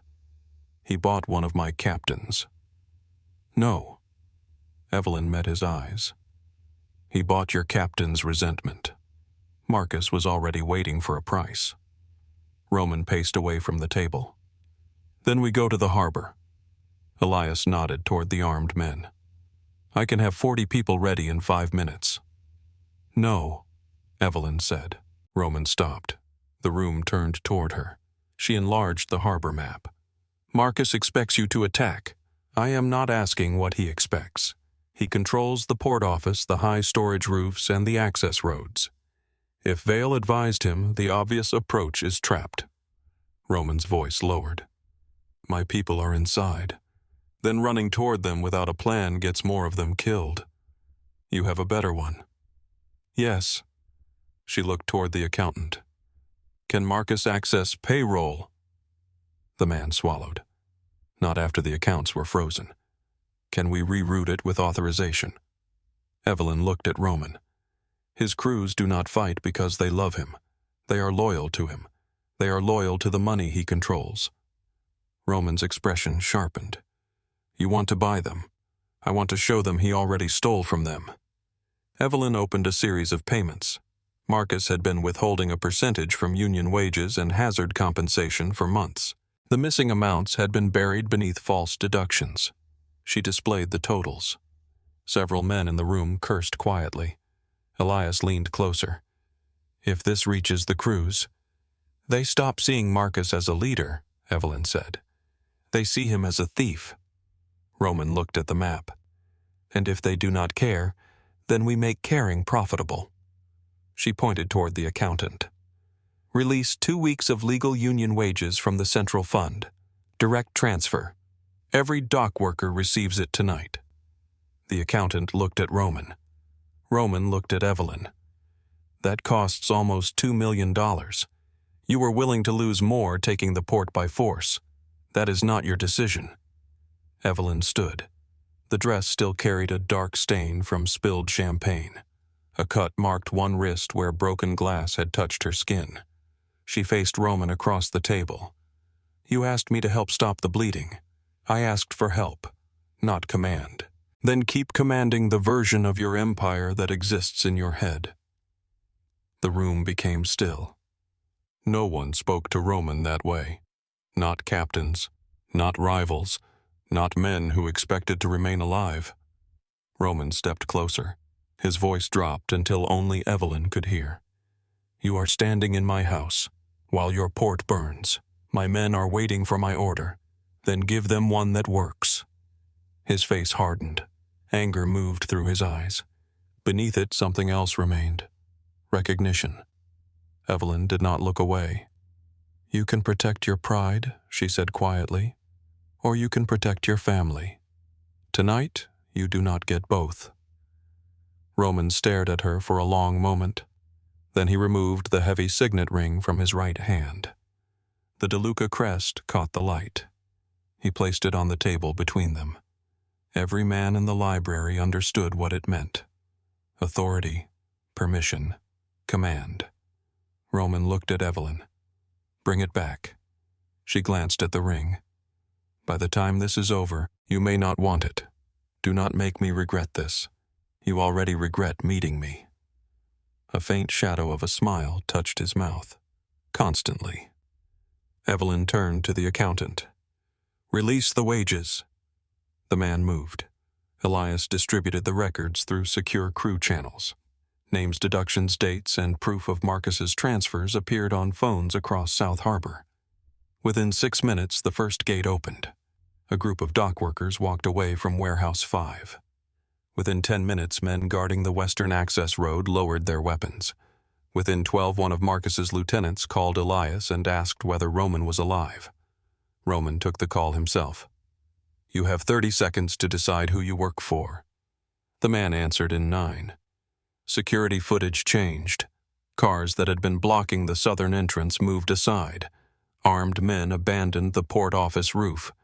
Marcus's control began collapsing not under gunfire but under the weight of numbers. Roman watched the screens. "You took an army apart with payroll." Evelyn closed the ledger. "Most armies are payroll." Elias pointed toward a new camera feed. A vehicle had entered Warehouse 5. Nolan Price was visible in the passenger seat. Marcus stepped from the driver's side. A third man remained hidden in the rear.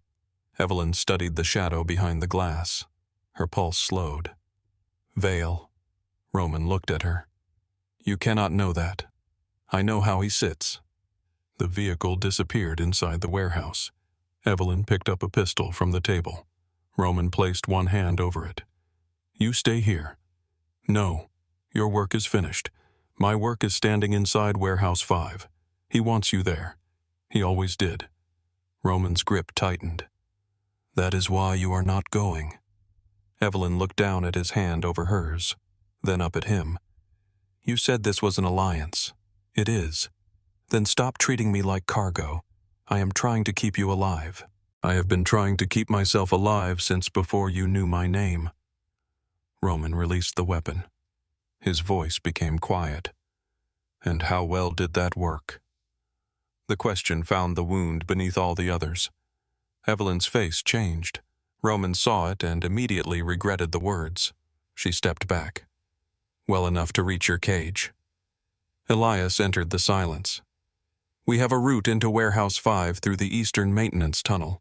Marcus may not know it is still open." Roman looked toward the map. "How many people 6 inside?" "More near the dock doors." "Loyal." "For the moment." Roman picked up his jacket. Evelyn checked the pistol. Neither asked the other to stay. The harbor smelled of rain-salt diesel and burning wood. Smoke moved low across the service roads. Fire crews waited beyond the security perimeter, unable to enter until the shooting stopped. Roman's convoy approached without headlights. Elias led them through a fenced maintenance corridor and into a concrete tunnel beneath the warehouses. Water dripped from rusted pipes. Evelyn moved beside Roman. The black dress whispered against the walls. He looked at her shoes.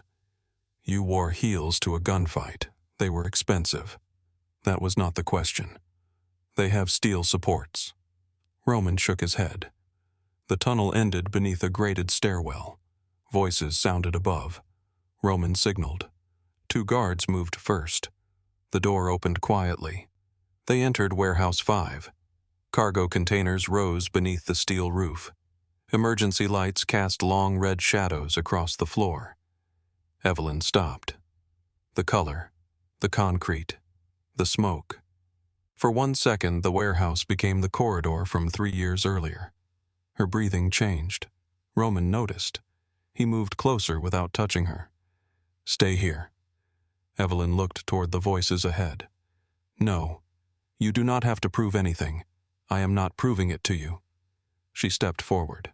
Gunfire erupted near the loading platform. Roman pulled her behind a container. Bullets struck metal.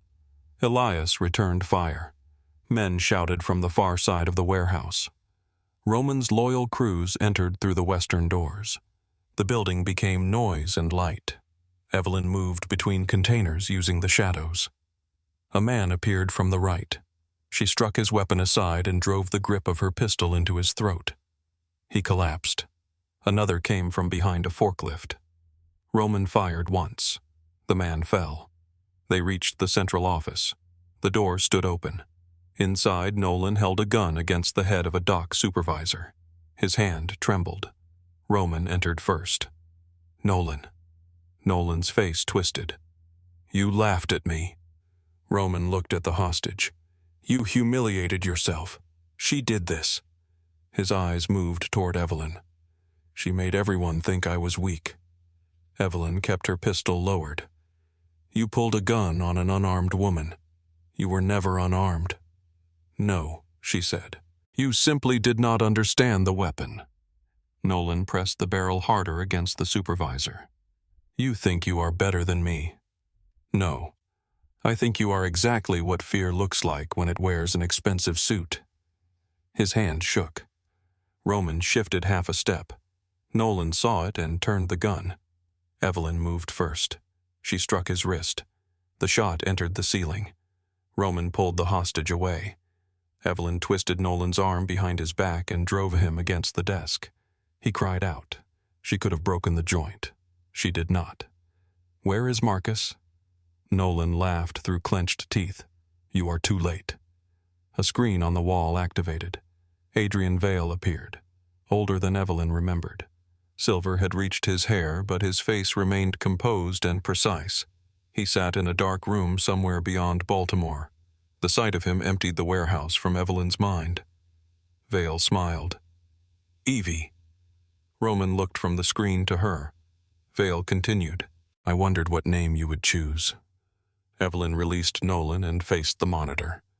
You should have left me dead. I tried. Not hard enough. Vale's smile deepened. Roman raised his weapon toward the screen as if a bullet could cross distance and glass. Vale noticed him. Roman DeLuca, the man who mistook a fugitive for a bride. Roman's voice remained cold. And you are the man hiding behind a camera. I am a man who understands what Evelyn is. She decides that. Vale looked at her. Does she? The office lights flickered. A metal door closed somewhere behind them. Elias's voice came through the radio. Marcus is moving toward the loading docks. Vale leaned closer to the camera. You were wasted serving drinks, Evelyn. You were designed for systems larger than this city. I was designed by people who believed damage was the same as loyalty. I gave you purpose. You gave me orders. I gave you power. You gave me scars. The screen changed. Files appeared. Names. Photographs. Locations. Black Meridian personnel. Clients. Operations. Vale's private registry. Evelyn had begun copying it the moment his connection opened. His expression shifted. What are you doing? Following money. You cannot expose those files without destroying yourself. I am already dead in your records. Vale's calm disappeared. Stop the transfer. Evelyn connected the secure phone.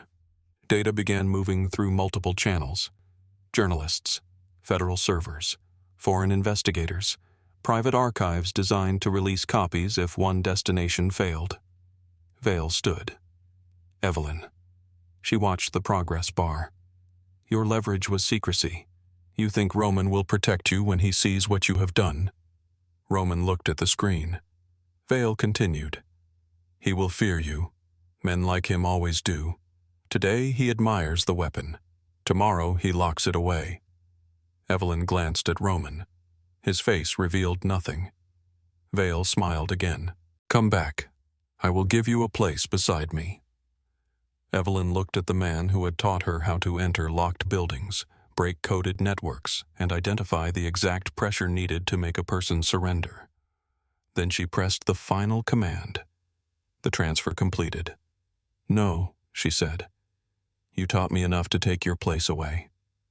The screen went black. A gunshot sounded from the loading dock. Roman moved. They reached the open platform as rain swept through the raised cargo doors. Marcus Vane stood near the water with a pistol aimed toward them. He was a broad man in his 50s with gray hair plastered against his forehead. 2 armed guards stood beside him. Another body lay near the edge of the dock. Marcus smiled. You always did choose strange women, Roman. Roman raised his weapon. Marcus fired first. Evelyn saw the barrel move. Roman turned toward her. The bullet struck him high in the shoulder. He fell against her. For a moment she felt his full weight. Blood spread across his white shirt. Something inside Evelyn went cold. Not fear. Something sharper. She lowered Roman behind a steel barrier. Stay down. His face had gone pale. Getting tired of hearing that. Marcus's men fired. Evelyn returned 2 controlled shots. One guard fell. Elias reached the dock from the side and forced the other behind cover. Marcus moved toward a waiting truck. Roman caught Evelyn's wrist. Do not chase him alone. She looked at the blood on his shoulder. You took the bullet. You were closer. That is not an answer. It is the only one you are owed. Despite the pain, the faintest trace of humor touched his mouth. Evelyn pulled free and moved into the rain. Marcus reached the truck. She fired at the front tire. Rubber burst. The vehicle dropped hard to one side. Marcus turned and fired. The bullet passed close to her head. Evelyn reached the cover of a cargo loader. Marcus circled the opposite side. You took everything from him, he shouted. His money, his men, his name. Evelyn listened to his footsteps. Rain struck metal. He gave me nothing I could not use. Marcus stepped into view. She moved before he finished raising the gun. Her hand struck his wrist. The weapon fired into the ground. He drove his shoulder into her injured back. Pain tore through her body. They hit the wet concrete. Marcus was stronger than he looked. He caught her throat. Evelyn trapped his thumb and turned. He resisted. She struck his elbow. The joint loosened. She rolled above him and drove his weapon hand against the ground until the pistol slipped free. Marcus reached for her face.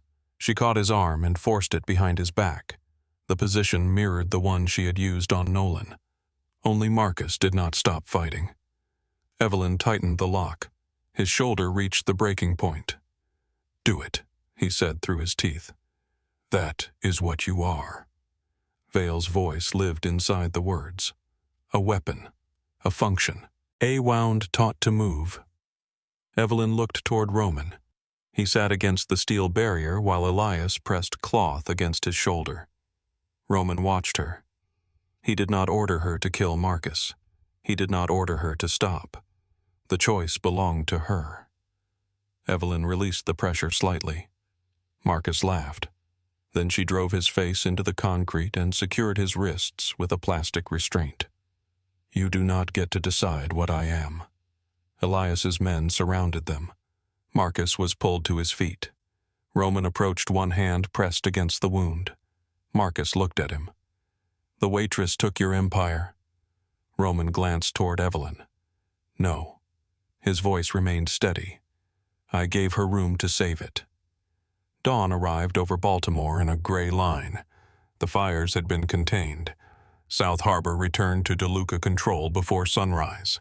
Marcus's records exposed every captain who had accepted his money. Nolan was handed to federal authorities under charges that revealed nothing about the organization and everything necessary to remove him. Black Meridian sites began disappearing across Europe before morning. Adrian Vale remained missing. At noon, Roman's captains gathered inside the estate library. Roman entered with his shoulder bandaged beneath a black shirt. Evelyn walked beside him. The platinum ring remained on her finger. Roman stood at the head of the table. The signet ring rested before him. Men waited for him to reclaim it. He looked across the room. South Harbor finances port operations and internal security now report to Evelyn. Silence. One captain shifted in his chair. Roman, she has been here less than a week. She found in one night what the rest of you missed for a year. She is not family. Roman looked at the platinum band. Yes, she is. The captain turned toward Evelyn. You expect us to answer to a waitress? Evelyn placed Marcus's ledgers on the table. Anyone who finds that unacceptable may leave. No one moved.